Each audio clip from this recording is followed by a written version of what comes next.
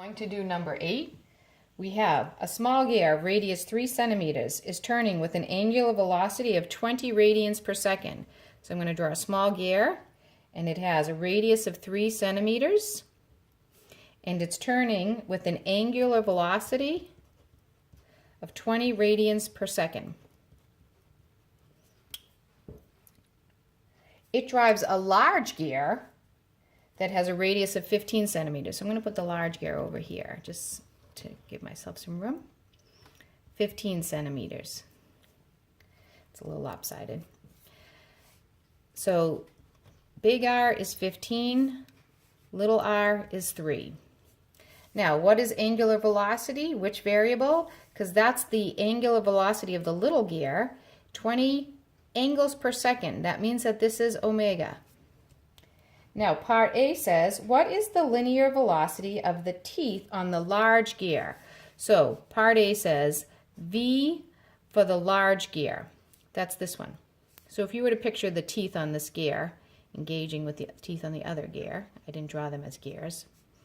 They have teeth. We want to know the velocity of these gears. How fast are they going? Well, the velocity is equal to omega times r. But I don't know omega for this one. I wasn't given that. But I was given omega for the small one, so I could find the velocity of the small gear by doing omega of the small gear times r of the small one. And what we said in class is that the linear measures, when you have two circles rotating that are together, that the linear measure is going to be the same. So the velocities are the same. The angular velocity is not. The little one's going to spin faster, but we can find the linear velocity of the small one is going to be 20 radians per second times 3 centimeters.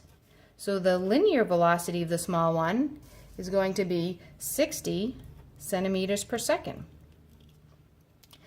The linear velocity is equal for the two circles, so the answer to part A is that the large one is also going to have a linear velocity of 60 centimeters per second.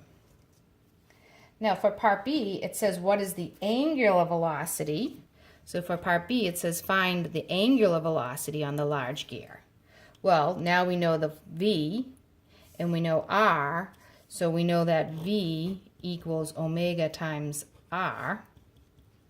So 60 centimeters per second, that's the V for the large gear, equals omega, that's what I'm looking for, times 15 centimeters, because that's the radius of the large one. Divide both sides by 15 centimeters, and you get that the angular velocity for the large gear is equal to 4 radians per second.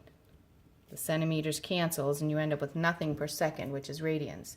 So the large one's spinning at 4 radians per second, and the small one was spinning at 20 radians per second. The small one's spinning faster, even though the linear speeds are the same. Okay, and then part C, what is the angular speed at the center? The angular speed is the angular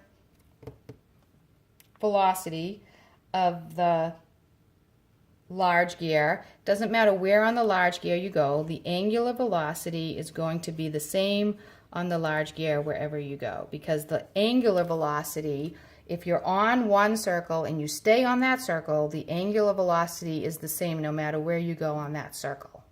It's only when you change to a different size circle that the angular velocity changes. Big circle, small circle, you have to worry about changing if you go off of the one that was spinning. Okay, so that was number 8.